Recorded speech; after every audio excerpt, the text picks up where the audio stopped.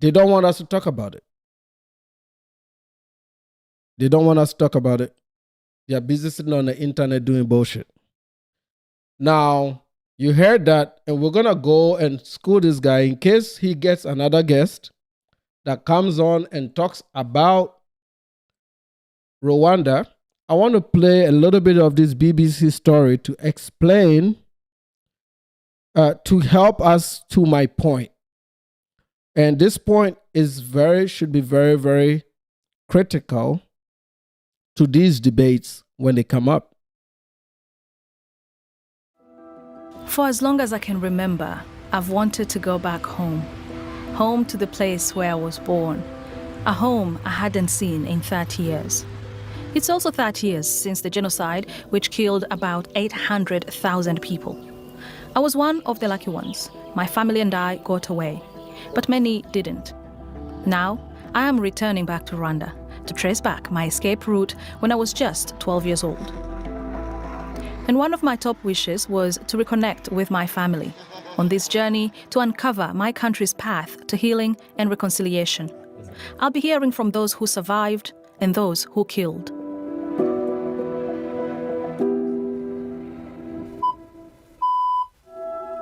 Hello there and welcome to Newsday here on the BBC World Service with Rob Young and Victoria Uwong. My name is Victoria Uwong and I am a reporter with the BBC. I was born in Rwanda, but I've lived most of my life in Norway and the UK. Like every Rwandan, our lives turned upside down in April 1994. As a child, it was difficult to comprehend what was happening.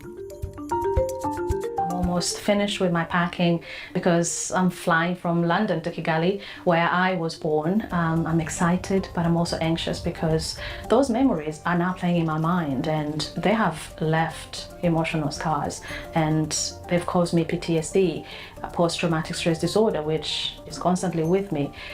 But, I'm also hoping that this... It felt great to be home, but this also reminded me of my country's troubled past. It was here that the plane that had been carrying the then president of Rwanda, Juvenal Habyarimana, crashed. A moment in time said to have been the ignition of the 1994 genocide. I vividly remember that day. We had been sitting down at the dinner table the night before we were meant to return to school after Easter holidays. From the second it was known that the plane had been shot down, a cacophony of gunfire and bombs started. But this wasn't as sudden as many would think. The seed of divisions had been sown decades before. Here's a bit of context about Rwanda's history. There are three ethnic groups: the Hutus, the Tutsis, and the Twas. For hundreds of years, they all lived in harmony. But it all changed when the... That's what I'm going to say here. For hundreds of years, they all lived together peacefully. They lived together, right? Before Belgium, before they did some stuff.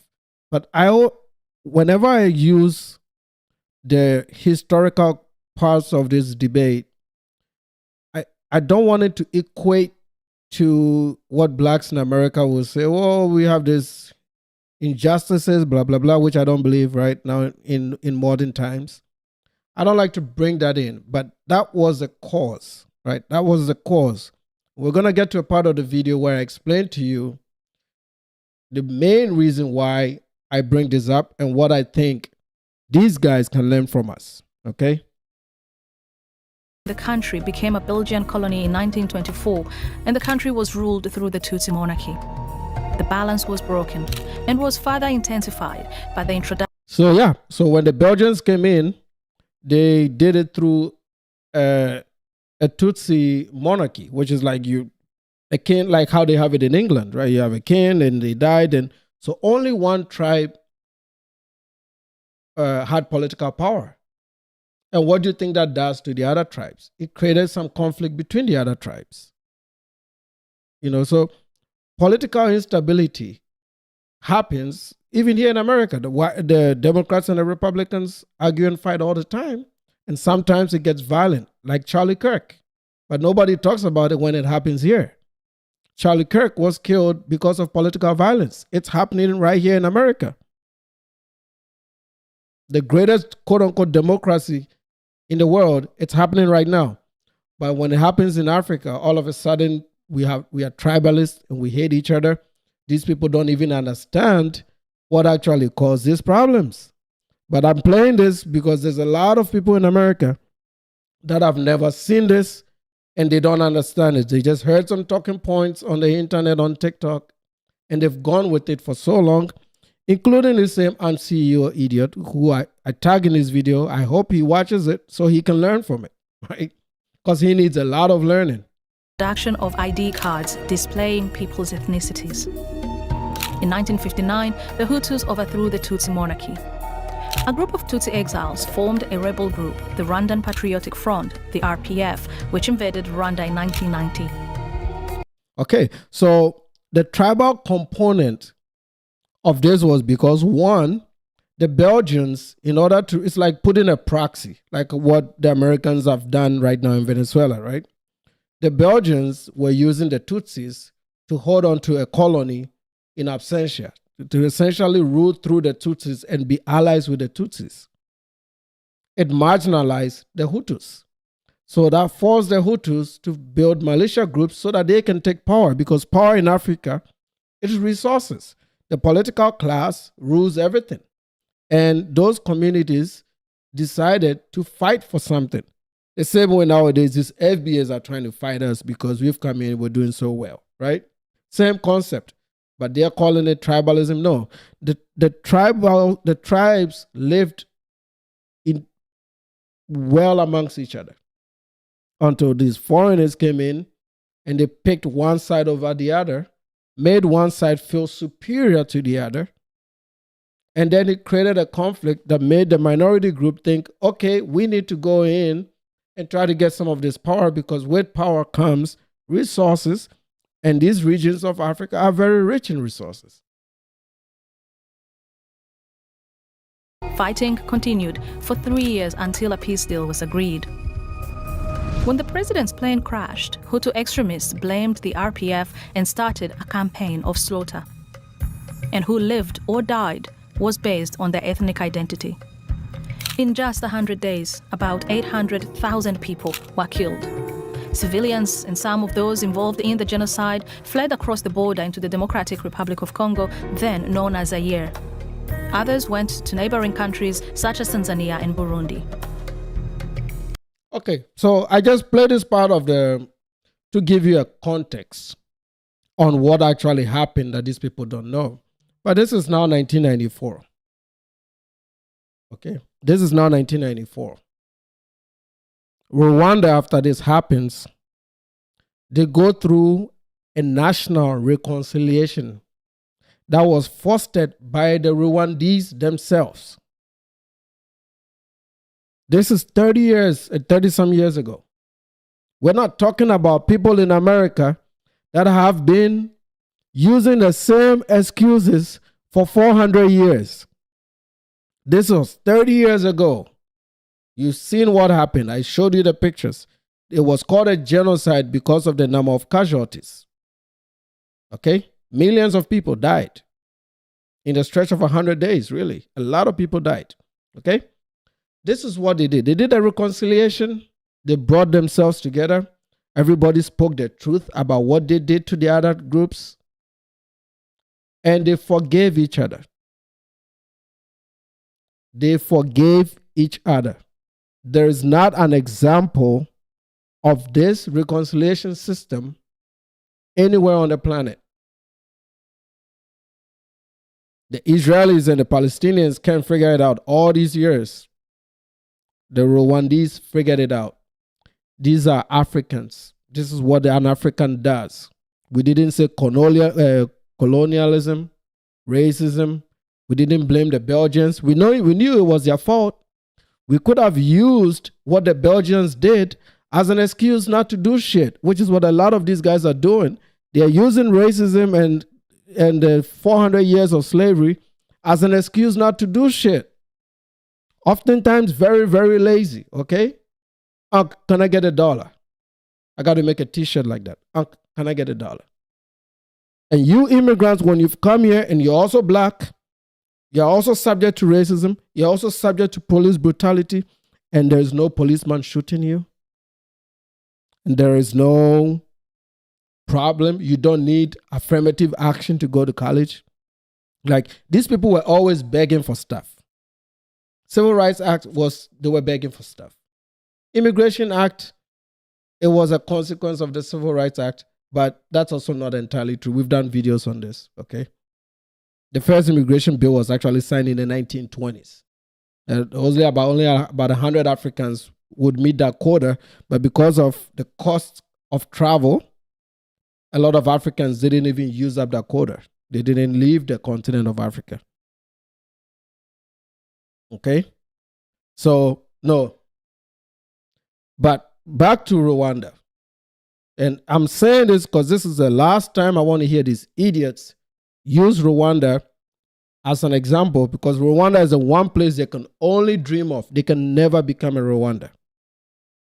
Because these guys killed each other, slaughtered each other 30 years ago, and they forgave each other. Okay?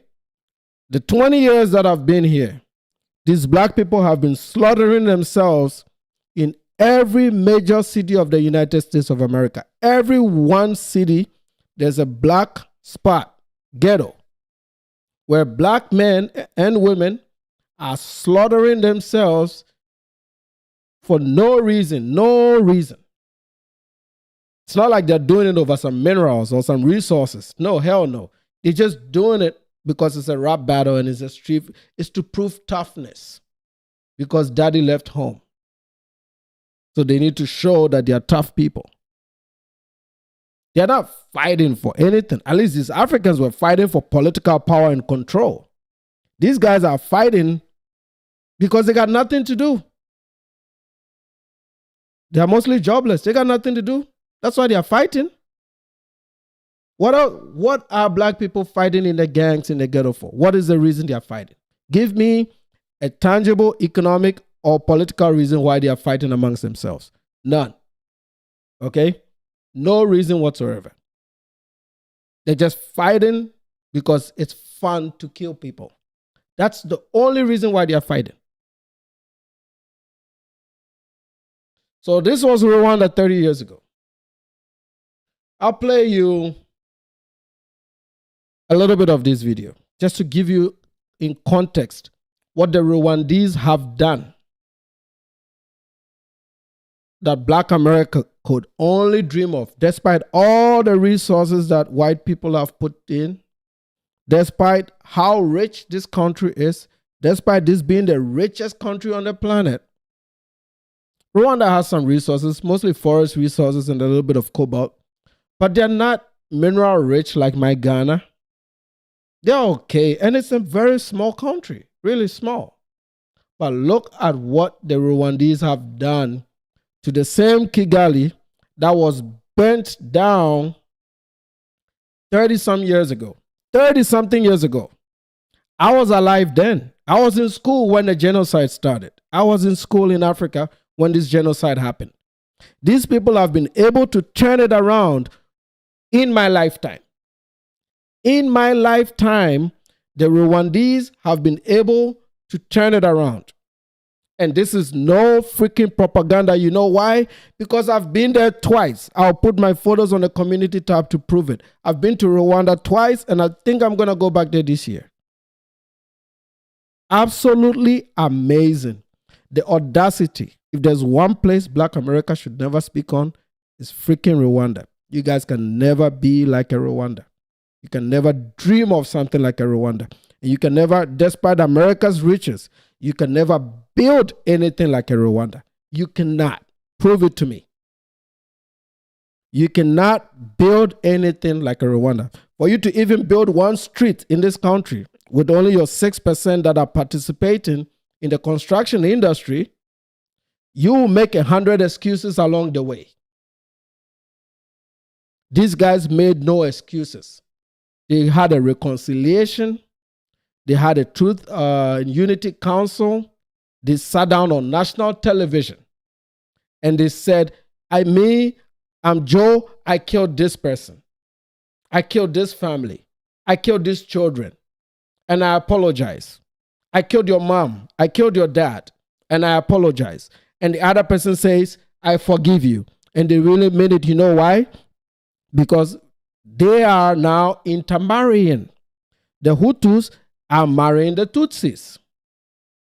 They are intermarrying and raising children right now.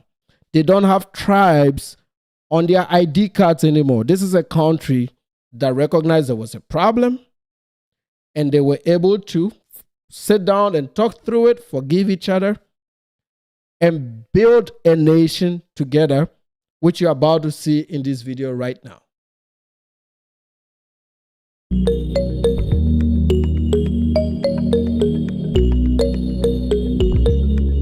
Kigali, the capital of one of the fastest growing economies in Africa, Rwanda. And again, with very limited resources, it's one of the fastest growing economies in Africa. One of the fastest growing economies. I mean, these guys are building robots. They're building robots. Over here, our people are just entertainers. They are jokers, comedians. People are just they entertain us. Okay? And they're proud of it. They entertain us and they're proud of it. Okay? Like the audacity, man. I understand it if any other groups in America will look at Africans and say certain things about us. I can, yeah, you guys are doing well. It's okay. I'll take it. But really, like the least, see, that's where I feel it's very insulting. That these people don't look in the mirror and then they sit down and think that they can say, we should be completely untouchable. Completely untouchable. Because this is us. Those streets you see there, they are built with African hands. Those buildings, those trees that are planted, they are planted with African hands. What have you planted in your communities? What are you building in America? You can barely wake up to go to work. A lot of them can barely wake up to go to work. We live here, we see it. We didn't want to talk about it. It's none of our business. But they want us to enlighten them. So we are going to do that. And I hope they learn from this. They shouldn't see this from a position of hatred. I'm giving them these facts. It's going to be hard to listen. I know. The delivery might be a little bit harsh. But in it is substance that can help them think differently. So that tomorrow, maybe you can set up a cohort to help some kids in your community with homework. You can start being that change because these Rwandese did it. 30 years. I was alive when this shit happened. I was alive. I was in primary 4. I was in school when this stuff happened. I could already read and write. Okay. I was a primary 4 student, 4th grade, as you guys would call it here, when this thing happened. My son is in 3rd grade, so I was a grade higher than my son, and my son can figure out a lot of stuff. So this is very recent. This is very recent. And the Rwandese were able to recognize their problems, reconcile, and go on a 30-year run of nation building, from infrastructure to cleanliness. Kigali is one of the cleanest cities on the planet. And guess what? It is safer than any American's major city. Any one of them. Compared to the ghettos, don't even talk about it. Not even close. Because at least I can go to Kigali and walk around at night and nothing happened to me because I did it twice. I can't go to the south side of town. I can't even drive there during the day. It's like a war zone. And you have the audacity to sit on the internet and talk about Africans. Like you're killing it out here. No, you're not. You're the bottom for a reason. And I'm about to show it to you. We're about to do the state of the ghetto address so that you know what these guys have been up to in 2025. Not a whole lot. Pathetic. Absolute pathetic. In this video, we explore Kigali, Rwanda, also known as the land of 1,000 hills. But if you're new to the channel, be sure to like, subscribe, and share this video with someone for them to get to know more about the African continent.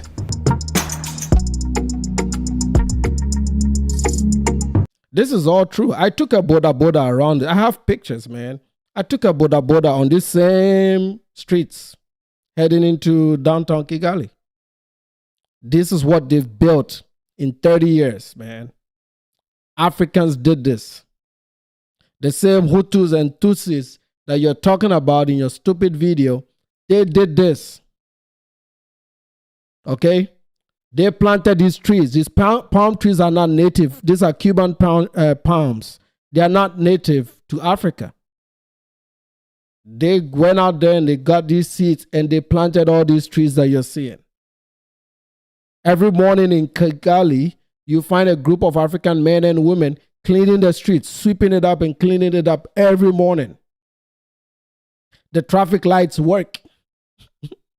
And they're not using the almighty resources of white America to do this. This country doesn't even have a whole lot of natural resources. They have some. They don't have as much as the Congolese do.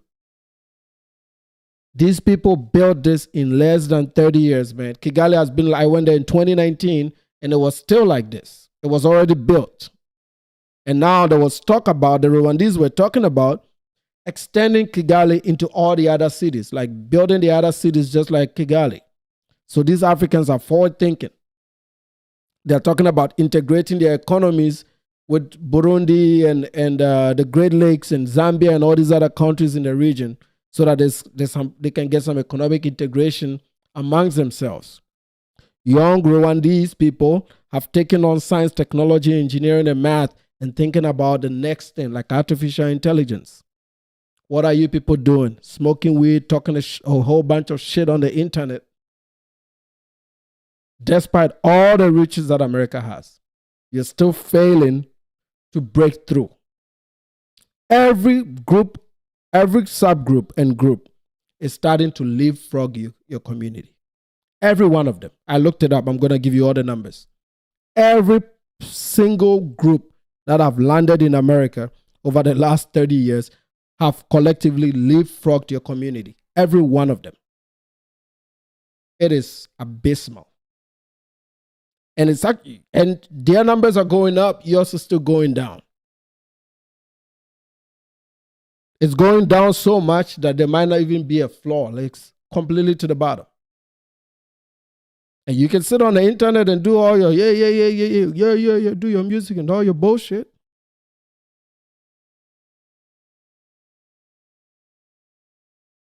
This is what these guys have built. This is what they've built. I saw it myself twice. Like I said, I went there twice. I've seen it myself. The same Africans the Ant CEO is talking about, this is what they've built. They are not saying, hey, yeah, we built America with nothing to show for it. With 6% of your population in construction, how could you possibly build America? The only time you did something is when they forced you to do it through slavery because you're forced to do it. But when you've been liberated and set free, you're not doing shit. These guys are putting, very soon, Rwanda will put themselves in middle income status. That's their next level. They're doing it one step at a time between 3 tribes that were killing each other 30 years ago. And all over and all across the African continent, of course, some are lagging behind, but a lot of them are learning and a lot of them are contributing. And the people you see here in the West, a lot of them are doing knowledge and technological transfer. We're sending knowledge back. We're sending money back. We're building businesses at home for the next generation of Africans. But let me tell you, whether people can migrate to the US or they don't migrate to the US, your community is just not going to get any better. Not the way you're going, and I'll show you why. So you saw Kigali. I'm going to close some tabs so that we don't get confused here.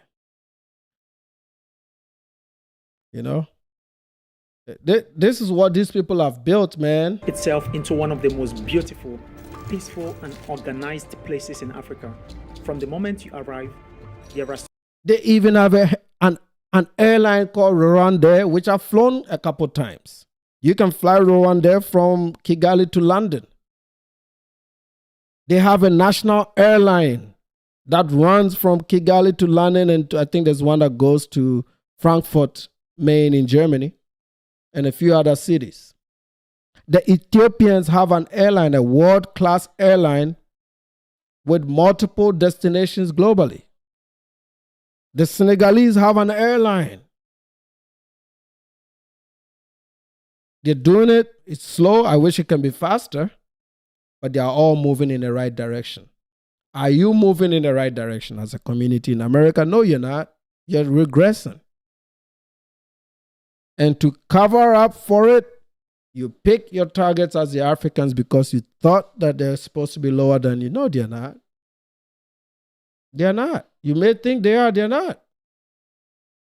You know? Yes, I don't like to play passport bro, but here's a passport bro. If you don't believe, you think this is propaganda, here's one of... Good YouTube, it's your boy Lord coming back to you with another one. And what if I told you this? This is one of your own FBAs. This is a passport bro. This is a passport bro in Rwanda a few weeks ago. So this is not propaganda, man. This is not only one of the cleanest cities in Africa, but one of the cleanest cities in the world. Not just... You heard him? One of the cleanest cities in the world. This is your own FBA guy in Africa. Not too long ago. He's a passport bro. I don't watch this type of content, but he's shown it to you. I know Checking Effect's been there too. Okay? The city, the world. Welcome, ladies and gentlemen, to Kigali, Rwanda. Let's get it. I just need my space right now. No plans, no plans. Yeah, your NBA players went out there and played a game in Kigali. This is what they've built, man, after that war. And this was a video of a Kenyan girl that took a bus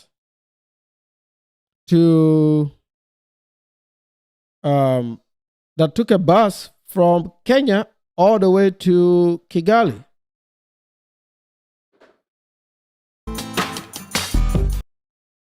About 1,200 kilometers by road. The one you see here is by flight.